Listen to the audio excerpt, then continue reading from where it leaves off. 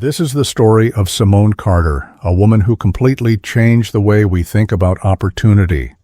Get ready, because this story is going to move you deeply. Let's begin. It was a late-night shift in a gleaming office building in downtown Fort Worth, a place where the glass sparkles, the steel shines, and the night crew, people like Simone, blend into the background unnoticed. You know, the folks whose job it is to empty the trash, wipe down tables, vacuum floors, and disappear before the sun comes up. They're like the silent heroes of the office, right? No one really pays attention to them. It's nothing personal. It's just how things are. Simone was mopping the hallway floor, just like always. Just another ordinary Monday morning, nothing special. The whole building was alive with familiar sounds. People rushing in, the click-clack of high heels on tile, phones ringing, coffee cups everywhere. People were talking about meetings, deadlines, you name it. And among them was Marcus Bellamy, the big boss, the CEO of Helix Dynamics. He was walking down the hallway toward his plush office on the 21st floor, the same path he took every day. But then, something made him stop in his tracks. A voice. Not just any voice. It was Mandarin Chinese, fluent, crisp, like it had just stepped off a plane from Beijing. It sliced through all the hallway noise like a knife through butter. Marcus turned around kind of like, wait a second, who was that? He thought maybe one of his salespeople was chatting with a client from Shanghai. That would make sense, right? Helix Dynamics was a global company, after all. But no, it wasn't someone in a suit. It was Simone. She was standing by the building's interactive directory in her blue janitor's uniform, calmly helping an elderly man in a windbreaker who looked completely lost. She was giving directions to the elevators, explaining the guest registration process, all in perfect Mandarin. The man nodded, looking as if she'd just saved his entire day. He stammered out a ZXE, thank you in Chinese, and went on his way. Marcus is shook. He's seen Simone before, passing in the hallways late at night. She'd give him a quiet nod, maybe a quick, "Sir?" But that's it. He doesn't even know her name. And now here she is, speaking Mandarin like she grew up with it. He's still processing when a delivery guy rolls up with a clipboard, looking just as confused. Without missing a beat, Simone switches to Spanish. Fluent, fast, no hesitation. The guy's like, "Gracias," and off he goes, problem solved. And just when Marcus thinks he's seen it all, a vendor shows up with a stack of mislabeled boxes. Simone glances at the shipping labels and, boom, starts speaking French. Not some high school bonjour nonsense, but legit, native-level French. She points down a hallway, gives directions, smiles like it's nothing. Marcus is standing there, jaw tight, not mad, but hit with this weird mix of awe and maybe a little shame. He's been running this company for 20 years, building teams across the globe, dropping millions on translators, and here's this woman, right under his nose, who's out here speaking languages most of his execs can't even pronounce. He walks over, real casual. "Excuse me?" Simone turns, a little startled but cool as a cucumber. "Yes, sir?" "That was Mandarin, right?" "Yeah." "You speak it fluently?" "Yup, and Spanish and French." Marcus raises an eyebrow. "Anything else?" She shrugs like it's no big deal. "Portuguese, Arabic, German, Italian, Swahili. Oh, and I read Latin, but I don't really count that." Marcus blinks. "You're telling me you speak 9 languages?" "Yes, sir." No flex, no ego, just straight-up facts. Marcus is floored. This woman, who's been cleaning his office for who knows how long, is the most multilingual person he's met in years. "What's your name?" he asks. "Simone Carter." "Miss Carter, you got a few minutes?" She hesitates just for a second, not nervous, more like, surprised someone's asking. "I suppose," she says. He nods, hits the elevator button, and they head up to the executive floor. The lobby folks barely notice, too caught up in their own worlds. Inside the elevator, it's quiet, and Simone breaks the silence. "I've worked here 10 years, she says softly. "First time I've been to the top floor." Marcus glances at her. Things can change fast. Little did he know that wasn't just a line. It was the start of something huge. They step out into the executive suite. Hardwood floors, fancy citrus air freshener, everything screaming money and power. Marcus's assistant does a double take, seeing him with someone in a janitor uniform, but he just nods for her to open his office door. Inside, it's all glass walls and sunlight. He points to a chair across from his desk. "Have a seat." Simone sits, cautious but not rattled. Her eyes scan the room, not starstruck, just taking it in. World map on the wall, espresso cups, a dusty business award, a photo of Marcus's daughters. He leans forward. "Look, I didn't expect to have this talk today." She nods, silent, just listening. "But I heard you speak 3 languages before I even got my coffee. How does someone like you end up down there?" Simone's eyes drift to the window, then back to him. "You want the real story?" "I wouldn't ask if I didn't." She takes a breath, rubs her hands together like she's warming up. "I'm from Cleveland, grew up in a duplex off Euclid Avenue, only kid. Dad worked for the city, Mom was a nurse. We weren't rich, but they raised me right. School was my thing." She pauses. "Got a scholarship to Ohio State, studied linguistics, loved it. Then, halfway through my master's, Mom got cancer. I moved back home, took care of her until she passed. 6 months later, Dad had a stroke. Then it was just me." She lets that sit for a second. "I had a baby. The dad bailed. So I took any job I could get, grocery stores, group homes, temp work.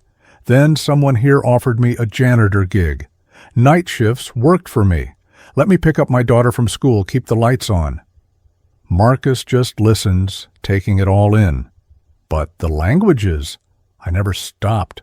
Library books, podcasts, news in 5 languages. I read European papers on my phone every morning. It's the only thing that still feels like me." Her voice is steady, real, no self-pity. "Most people don't ask," she adds. "They see the uniform. They assume." That word, assume, hits Marcus like a punch. He leans back, feeling the weight of it.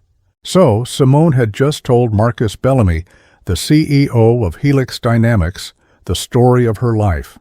No drama, no tears, just the honest truth about how she ended up working as a janitor despite speaking 9 languages. Marcus sat there, stunned, realizing he had walked past a hidden gem every single day without even noticing. And Simone? She didn't ask for anything. She just answered his questions, simply and clearly. Marcus leaned back in his chair. "Have you ever thought about doing something else?" Simone shrugged slightly. "Sometimes I think about it, but dreams cost money. It's hard when you're struggling just to stay afloat." The room was silent, not awkward, just heavy. Like both of them knew something big had just been said. Marcus grabbed a leather notebook from his desk and began jotting down ideas. Simone looked at him. "What's that?" "Just ideas that popped into my head," he said, not revealing everything. Truthfully, a plan was starting to take shape in his mind, one that could change everything. Simone went back to her shift, mopping floors like nothing had happened. But Marcus? He couldn't shake it. All day, through budget calls and marketing meetings, his mind kept drifting back to her. That voice moving from Mandarin to Spanish to French like it was nothing. That janitor's uniform hiding someone who could out-navigate half the executives on his team. By 3:45 p.m., he couldn't sit still.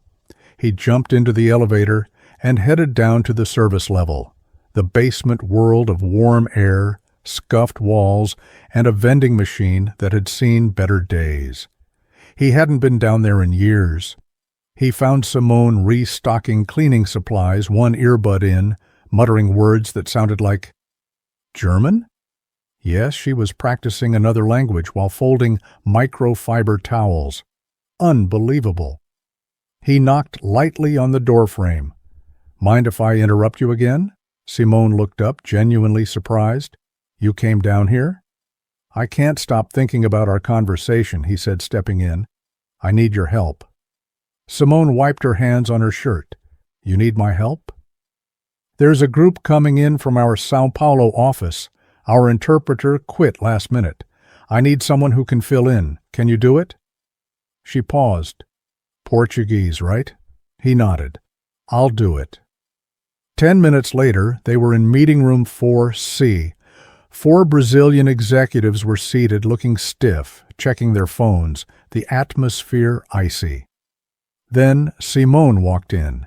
She greeted them in Portuguese, smooth, warm, as if she'd known them for years. And just like that, the room changed.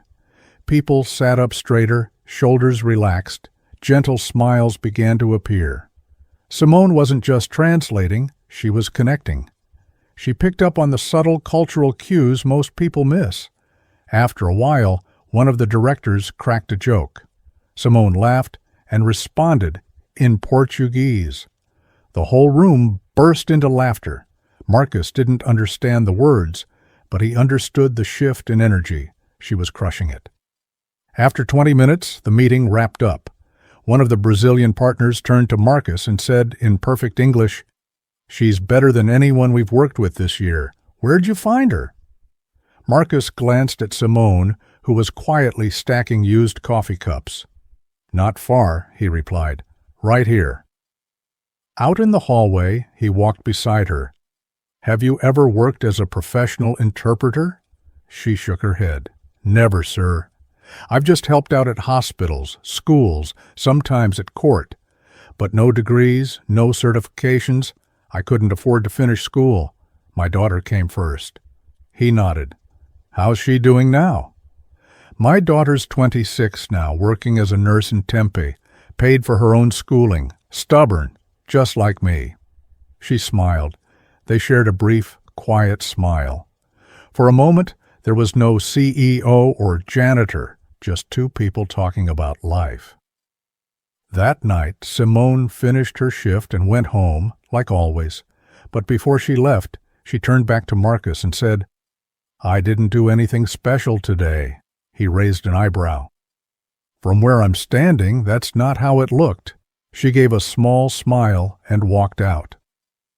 Marcus sat in his car that night, looking up at the glowing office windows. He was thinking about talent, about how many Simonas he'd overlooked simply because they weren't wearing suits.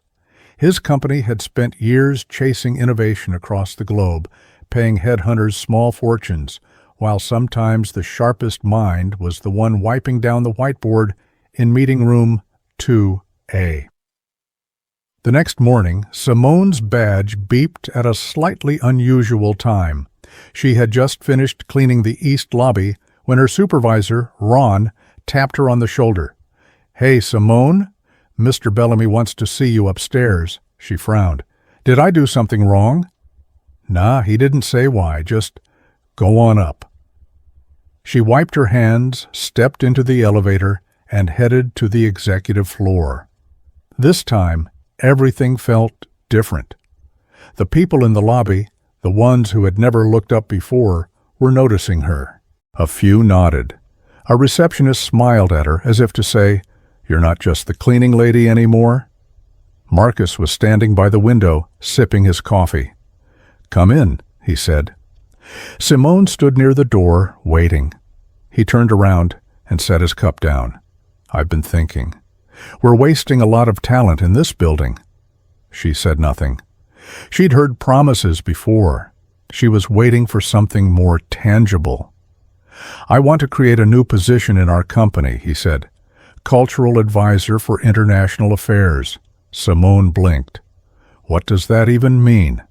It means we need someone who understands language, culture, and nuance. Someone who can work with clients, vendors, and global teams. You've already done that, without a desk. Her jaw shifted slightly. I don't have a degree.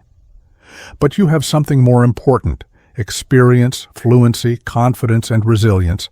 I don't care about diplomas or certificates. Why me? She asked, her eyes steady. Because you solved 3 problems in 3 different languages before 9 a.m. yesterday. And I'm tired of overlooking people who do twice the work for half the recognition.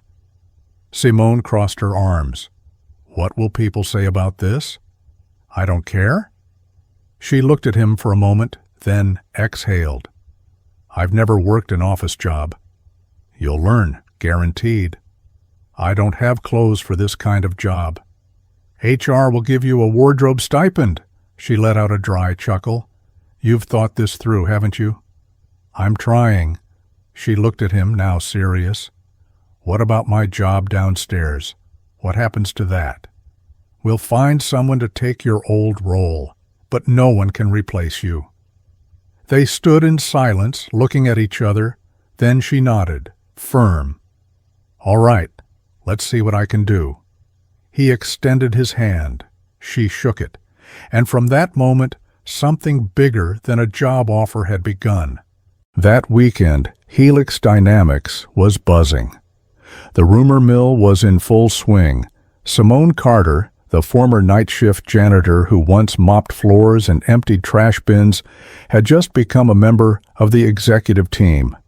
The news spread like wildfire, on Slack channels, during coffee breaks, in whispers, inside elevators. People were talking, and the rumors? Well, they were juicy. Does she really speak 9 languages? I heard she's like some kind of undercover agent. No way, she must have some wild backstory. Some people were totally inspired, others uncomfortable, and a few, well, let's just say they weren't popping champagne. In the break room, 2 marketing assistants were picking at their salads, whispering under their breath. I have a master's in international business, one said. Been trying to get promoted for 2 years. And she was cleaning the bathrooms last week, the other added. What is this? Maybe she's got some dirt on the boss. Or maybe it's just a diversity checkbox. That bitterness? It wasn't just in the break room. It seeped into meetings, into skeptical glances in the hallways, into tight fake smiles when Simone walked by. She felt it the moment she stepped into her new office on the 12th floor. Nothing fancy, a desk, a monitor, a plant, and a view of the parking lot, but to her, it felt like landing on Mars.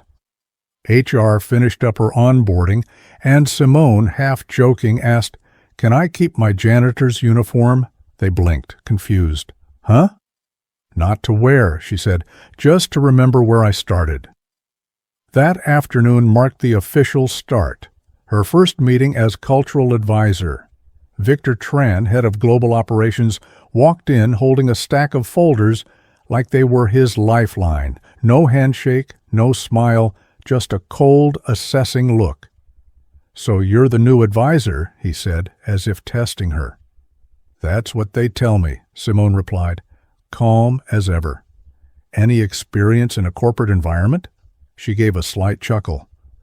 "I only have experience cleaning your corporate environment." Victor didn't smile. "I've got issues with vendors in Sao Paulo, contract backups in Dubai, and a mess in Italy. You ready for that?" She stood up, slow, steady. "Give me a few hours to study and I'll be ready." He said nothing, just dropped the thick file onto her desk and left. Rude? Maybe. But Simone wasn't fazed. She'd faced worse than a difficult executive. That evening, Marcus dropped by her office. How was day 1? Simone leaned back in her chair and exhaled. "I've had worse days." "Victor giving you trouble?" She smirked. He doesn't scare me? I know. He paused. Mind if I ask you a question? Shoot. Why now? Why me? You could have just given me a bonus and moved on. Marcus leaned against the doorframe. Because I see myself in you. She raised an eyebrow. What, you were a janitor too? Number. But I started from nothing. My dad was a mechanic in a sleepy little town. I worked 3 jobs to pay for college. People looked at me like I didn't belong in rooms like these. Simone nodded, getting it. Now you're the one holding the keys, he said. They shared a quiet moment. Then she glanced at Victor's file. I'm really nervous. That's good, Marcus said. It means you care. Everyone in this building is going to hate this. Let them hate. They'll get over it, or they won't. We're moving forward. He stepped out, leaving her alone in the strangely quiet office.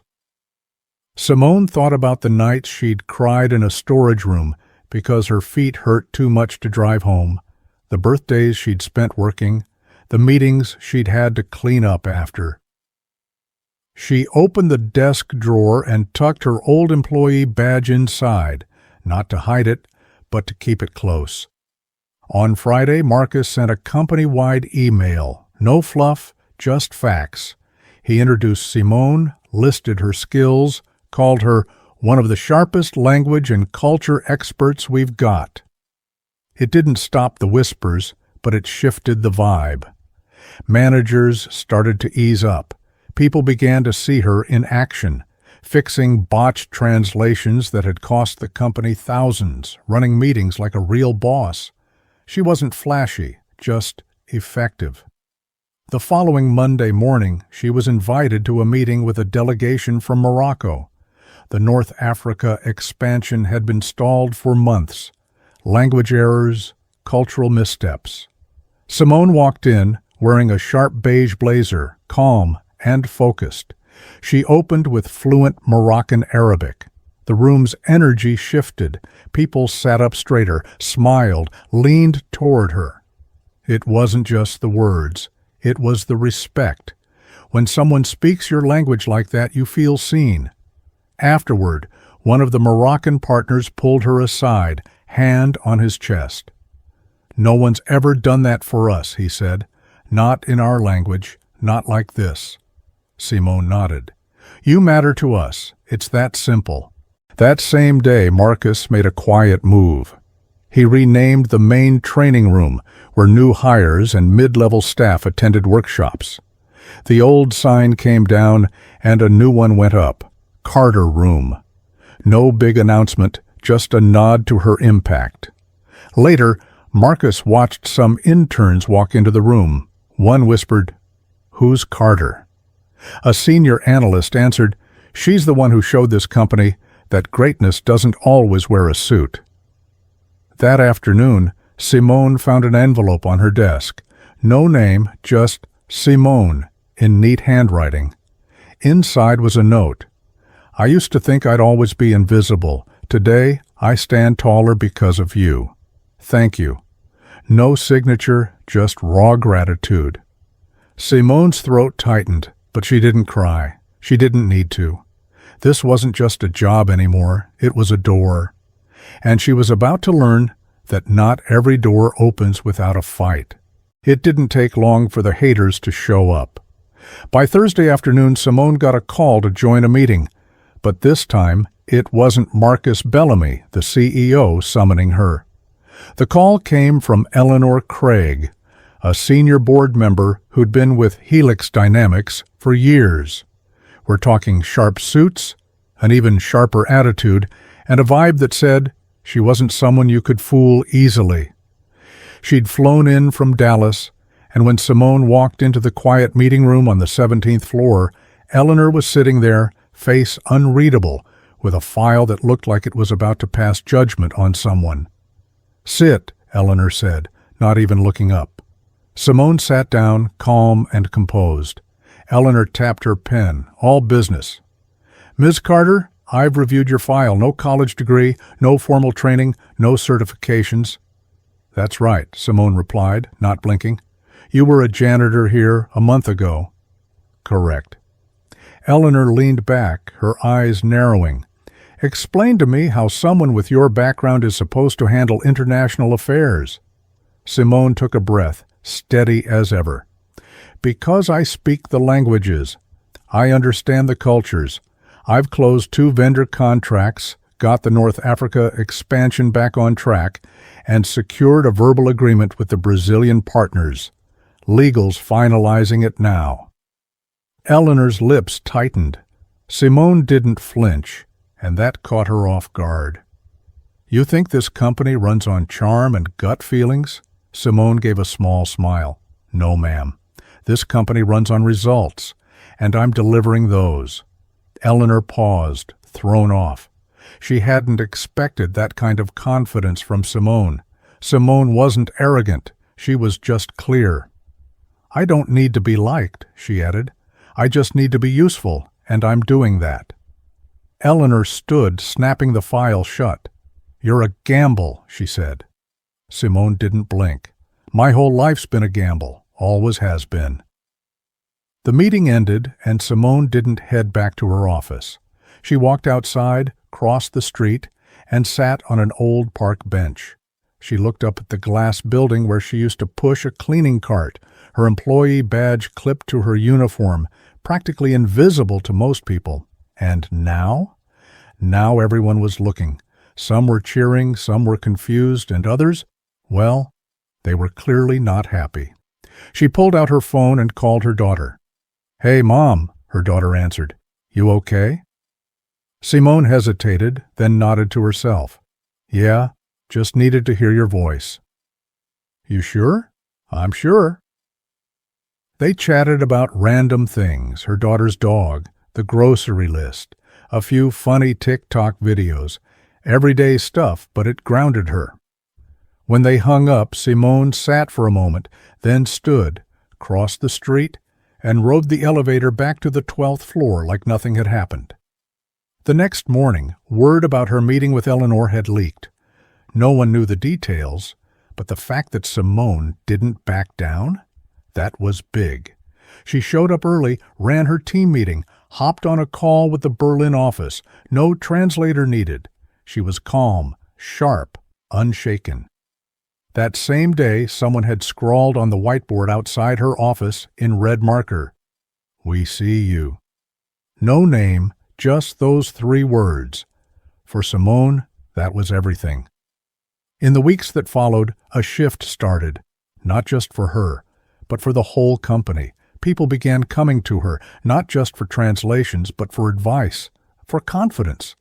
She helped interns polish their first presentations, coached junior analysts on how to write emails to overseas clients. She didn't talk down to anyone, she was lifting them up. One day, a shy intern named Bao stepped into her office. "How'd you learn all those languages?" he asked. Simone smiled. "1 word at a time, same way you will." She wasn't just doing her job, she was changing the game. Quietly, 1 conversation at a time. One afternoon, Marcus joined her for coffee in the break room. "Hearing good things about you," he said. She took a sip. "I've been trying not to hear the bad ones," he laughed. "You're making waves." "That's a good thing, right? Here? Means you're doing it right." He paused. "I've got an idea. Hit me." "I want to start a program for people already here in roles that aren't behind desks. There's got to be more like you in this building." She nodded. "There are. They just haven't been seen yet." "You want to help me build it?" She set her mug down, smiling. "I've already got ideas." By the end of the month, the program launched. It was called Voice Inside, Simone's idea. It gave in-house staff, janitors, security guards, maintenance workers access to leadership mentoring, language classes, and paths to bigger roles. It took off like wildfire, spreading across departments. Simone was even invited to speak at a logistics conference in Cincinnati. She stepped onto the stage in front of hundreds, not as an inspirational speaker, but as a reality check. "I was never just a janitor," she said. "I was a linguist, I had skills. I was ready. People just didn't look long enough to see the value. The room went quiet, then erupted in a standing ovation. Afterward, a young man approached, eyes misty. "My mom's a cleaner," he said. "Speaks 5 languages. I used to be embarrassed to tell people about her." Simone touched his arm. "Never be ashamed of where you come from. The only thing worth being ashamed of is ignoring the greatness right in front of you."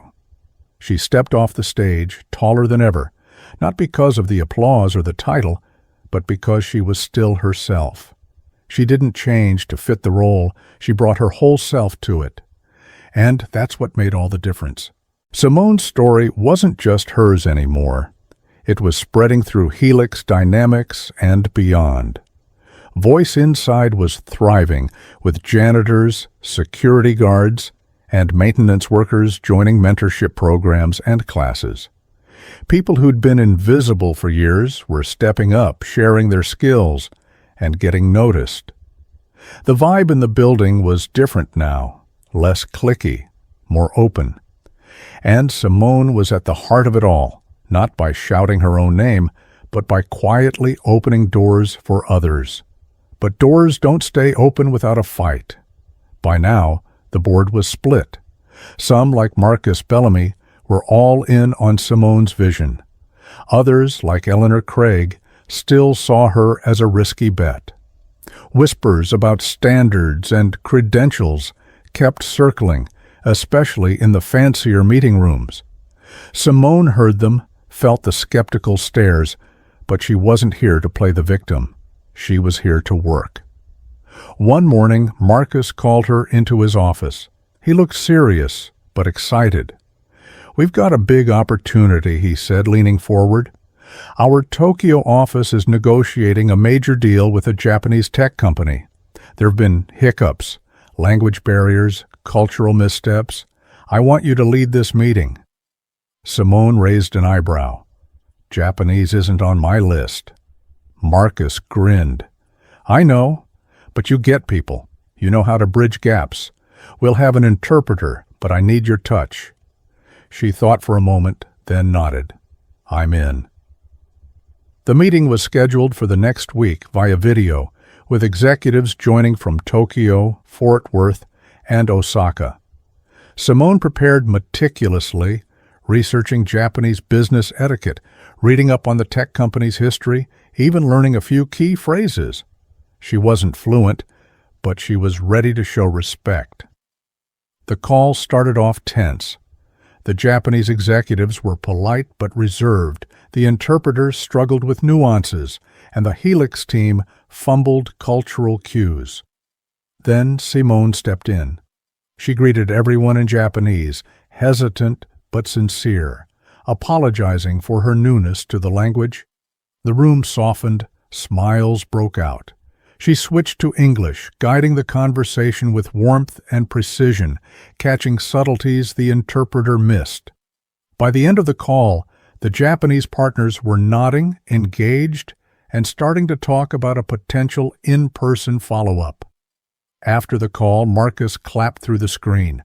"I told you. You nailed it so naturally." Simone laughed. "I was sweating the whole time." That deal? It was signed a month later, worth millions. Simone's name was now on everyone's lips, even the skeptics. Eleanor Craig didn't say much, but she stopped pushing back.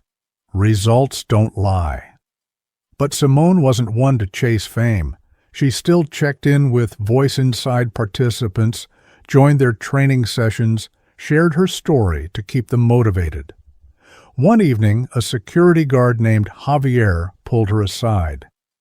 "I got promoted to supervisor," he said, voice low, "because of your program. I didn't think anyone would see what I could do." Simone smiled. "Now they see you." That was her fuel, not titles, not offices, but impact. She was proof that talent didn't need a degree or a suit to shine. And that was spreading, not just through Helix, but beyond. Other companies started reaching out, asking about Voice Inside, wanting to replicate the model. Simone was even invited to speak at a national diversity conference. She took the stage, no notes, just raw, lived truth. "I spent 10 years cleaning offices," she told the crowd, "not because I wasn't capable, but because life doesn't always hand you a clear shot. Talent is everywhere. You just have to look past the uniform." The room stood, clapping non-stop. Backstage, Marcus was there, grinning. "You're not just changing our company," he said. "You're changing the game." Simone shrugged. "Just doing what I've always done, showing up and showing out." Months later, Helix Dynamics was truly different. The Carter room was always packed with Voice Inside training sessions. New hires heard Simone's story during orientation, like it was company legend. And Simone? She'd settled into her role, but she was still herself, reading foreign news on her phone, helping lost delivery drivers in Spanish, keeping her old employee badge in her desk drawer. One day, as she crossed the lobby, a young woman in a janitor's uniform stopped her.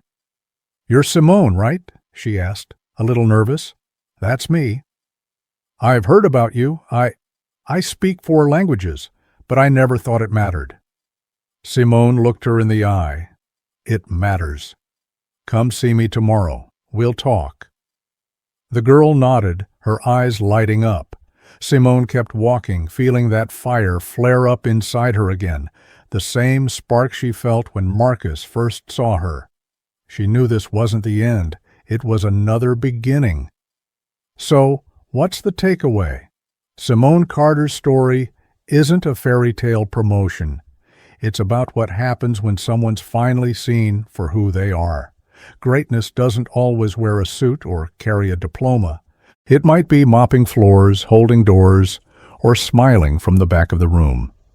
And if you've ever felt overlooked, underestimated, or counted out, keep going. Your moment's coming. Never assume you know someone's worth by their job, their clothes, or their title. Talent doesn't ask permission, it's just waiting for the right eyes to notice.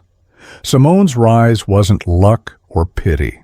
She was ready, skilled, and resilient. Her story makes us wonder, how many Simones have we missed because we didn't look closer?